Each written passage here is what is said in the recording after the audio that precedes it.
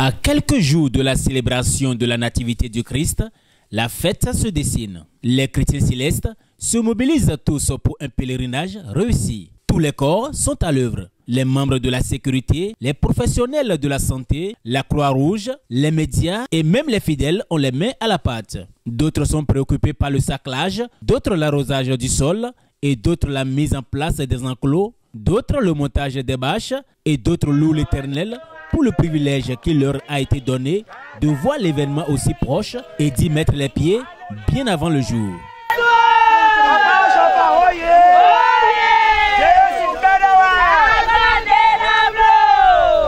Quelques-uns donnent leurs impressions.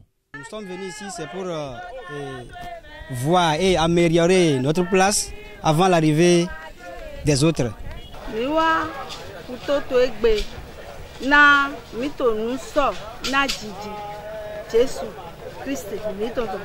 On est là pour marquer l'anniversaire de naissance de notre Seigneur Christ, parce que nous sommes chrétiens, c'est en lui que nous croyons et pour nous c'est un moment de réjouissance.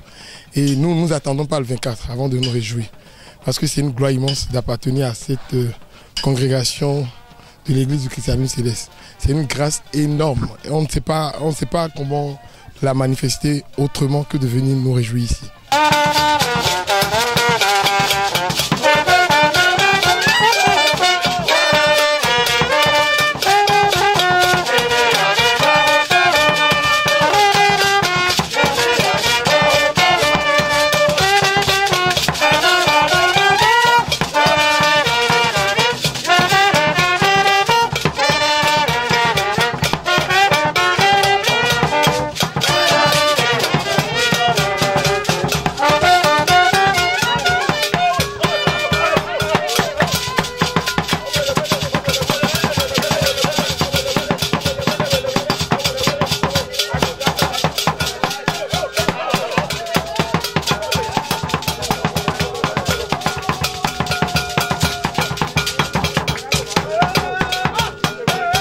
Et donc il y a le pagbédé ou éthiopie ou papa.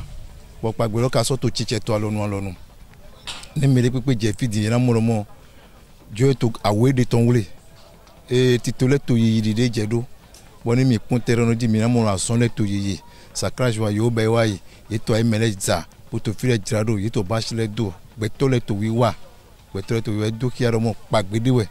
Bo Dieu ko do na papa so pagbédé mangango mache. Palo gbelo we to chiche we zombo mi me podo to ko me hun me to ayi gbaloji to fi ni ayin le gbokoto on tai di guguto je do na ten pon bo na non kon e ndo jira ten do na agunvire bo na wa bo anu me bo na do wa ten amo ya ayin le gbokoto bo ndo pon ara sin ayin to eyin ko egbe abi pa me ma do agunvire ni bo jira ten me do na ayin le jira ten me do gbon agunvi gi ya tin po ní àgùnfí àìsí àwọn ìdìbò fi èyí lọ fi èyí gbọ́ tó àìsí àwọn báyìí lọ ọ̀dàn jí àìsí àwọn ìdòrò àbí èyí lọ àpápá mi àìsí àwọn ìdòrò náà ònúwé wa náà gùn ó fi rẹ̀ dín àbí ekun tó fi ọ̀ tẹ̀ tàwọn fi rọ̀ lọ ìdìbò gbọ́ tó báyìí bó lẹ́ ń gbọ́ tó báyìí àbí ọ̀dọ̀ wọn lè fi mu tó efo yàn tó sùkọ́ ló jìrì tó efo ní ẹnẹ tó ẹ̀yìn ọ̀sùpá àwọn àbùnà sọ̀rọ̀ àwọn jìrà tẹ̀mẹ̀rin ló pọ̀ àgùnfí dè àwọ̀ èpo náà mẹ̀kpọ̀ ìran dó àvà ẹ̀kọ́ mẹ̀kpọ̀ rẹ̀ àndó wa wa. Meche ise no le ojire yan kan die wa yi die fo ku to si asan pe be mi na ka ya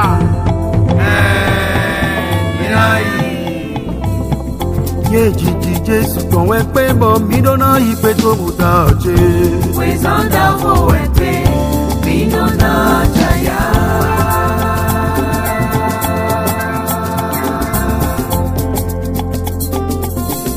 Otarega we pero mina ipe do se me aje we zonda wo we pe mina na jaya uta ende we de melo ode mo pe we mi to yi ende we mi no basiro don ode mo pe we mi to yi ojiji Jesu ton e pe do ba mina ipe do se me don do we zonda wo we pe mina na jaya mo se ri wala de bile ile wo shaba bile do ko we bile itepe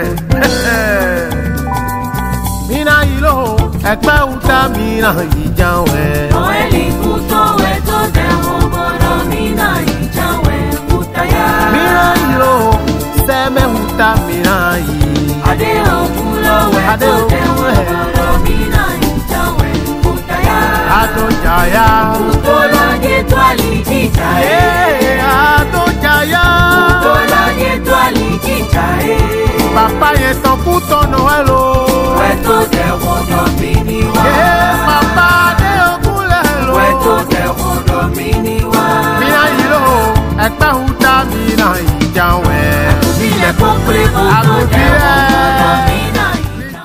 No tem a convimito na wa boa no.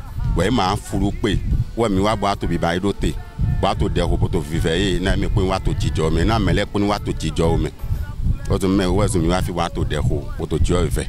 Le nombre de personnes que nous voyons ici maintenant, on voit que le pèlerinage a déjà pris feu.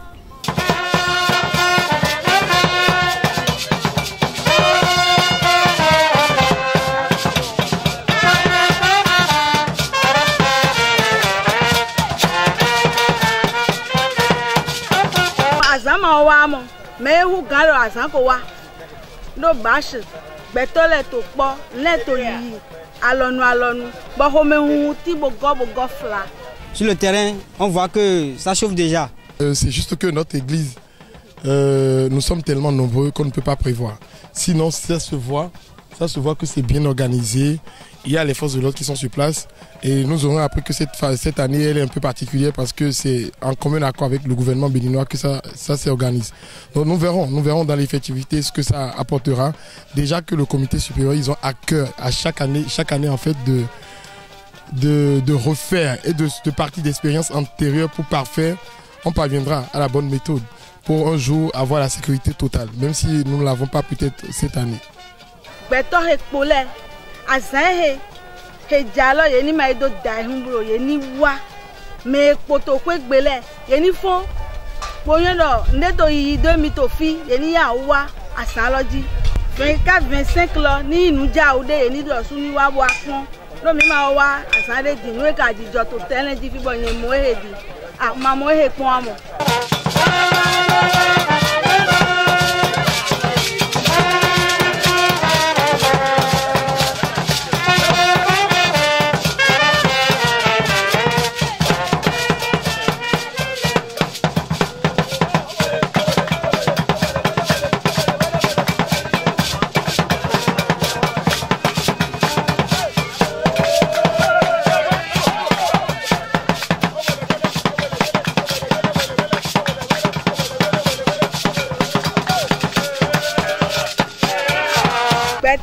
Hetito, Togodo, Meto Yobotome, Amérique, Gabon, Fidek Pepe, Lometo Kofle, Abidjan, Beton mon coton lait, Mise, Mitote, Nado yi Jono eton kwa ya jepo, to Aigba, He Papa Oshofa, Zeda na Milo, to Okulota Filo, Mitote to Finado Pialo, Beton mon coton lait, si Jono.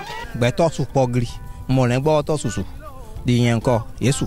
Nando so gan wa bo awazon to ai gbaloji bo ba shire odi do je mondo bo yan su pe din ina wa ba doje krona chomelepo bo mi na mo pe lo po jijo hopo agun vide pepe he na tron gbe sarisa dede me izun kun keke dede me ranze moto dede me na pon toji dede agahun yan so me bi dede ran so wa jijo ho me o sen epo no re nando to aliho yeni isen lo yeni sin a holuton me de ma be mi awe pobro me eke moto ni ma so begbeto supo ni ma ba isi charge bro na so kan wa hotaro no ya hold on na mi ni sin lo bo basido mo corona to gwa na mi entori yi se no tonu yi se no se bron se tonu a holu bo ni a se tonu a holu ene a horan ro kon me yi se no ma se tonu a holu ba ma se gbe ma lo se tonu re nu kontore ye yi se to epu pa endo pe.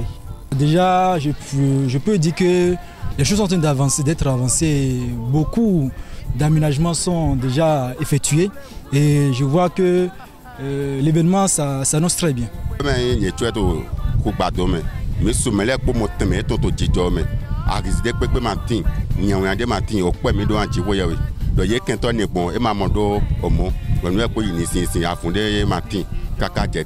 Moi, je veux vraiment que le monde y est. Je veux vraiment que tous on soit présents pour pouvoir vraiment rencontrer l'arrivée de notre Seigneur Jésus-Christ, pour pouvoir vraiment avoir la force de l'Esprit Saint.